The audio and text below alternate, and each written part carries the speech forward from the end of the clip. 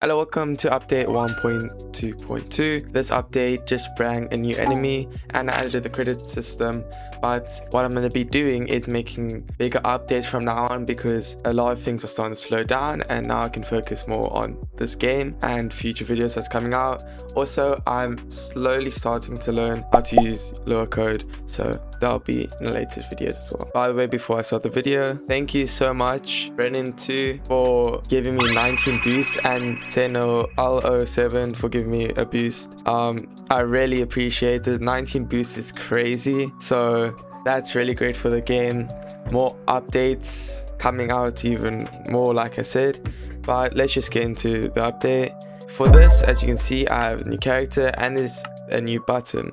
So firstly, I'm going to show you the button. This is credits, and credits is just the people who built up the game and people who supported the game and things like that. So if I click on credits, it's going to first take you to boosters. The boosters are the people who boost on my deck. If you boost on my deck, you'll be put onto this manual leaderboard that'll change every update or so, and then you could be at the top or bottom, but it shows and like tells other people the appreciation I have for you supporting. And then if you click here on OG players, then you can go to all the OG players. The OG tag, by the way, in the game, you can get it from today until April 1st. Then I'm going to be removing that feature, so you can't get any more, and people who have it are going to have the unlimited time tag, but only exclusive amount of people are going to have it. So on this OG player list, you can just see who kind of like started playing my game, like when it was first in it wasn't really in a beta, but when the game first came out, when they were commenting, playing and stuff like that, a lot of people I won't be able to put on here because like the people who just played the game but didn't comment, I couldn't tell if they started the game early or whatever. But there's a scroll wheel, you can go look down, and I'm gonna be marking people until the end of March, and then when March is over, then the game is basically in full release, if you could say it like that. So if you go back now, let's use the character I released now. What is Leafgon?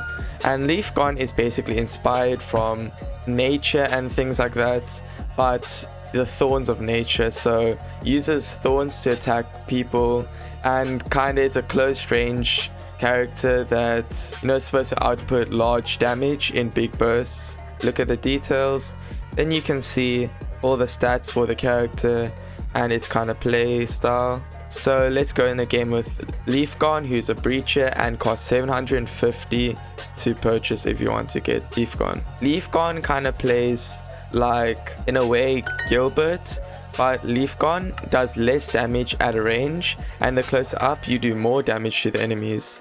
Also, it's a breacher, so like Neon, Leafgon gets a damage, speed boost and a reload boost after every kill. And this applies for the supers and the main attacks as well. So the way you want to play Leafgon is basically try to get up close to the enemies and then use your main attacks to charge your super, and once you got your super, you kind of start getting big multi-kills on zombies.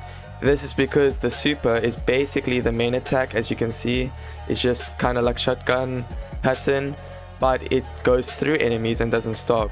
So that will be very useful if you're clearing big hordes and stuff. And then the tactical ability that Leafgon has is a pull. So because you're a close range person, you want to pull in some people. Like right now, the only really useful people to pull in is rangers, but let's say you want to pull in the stealth zombie, you can press the ability and it can either kill them or it pulls them in. So I use this again on a normal zombie, it pulls the zombie in. I don't think you want to be using that on the speed demon, the boss zombie, but yeah. Also, I did some slight bug fixes and things, but basically I just wanted to make this person balanced, and this is actually one of the characters I think is quite balanced. Later game, Leafgon gets a little bit worse because it doesn't shoot through enemies with the main attack, and it's sometimes hard to get the super ability, but once you get the super ability, it becomes easier. And this pull kinda gets a little bit worse later on, but it's still a decent ability. That was today's video, guys. Thank you guys so much for watching.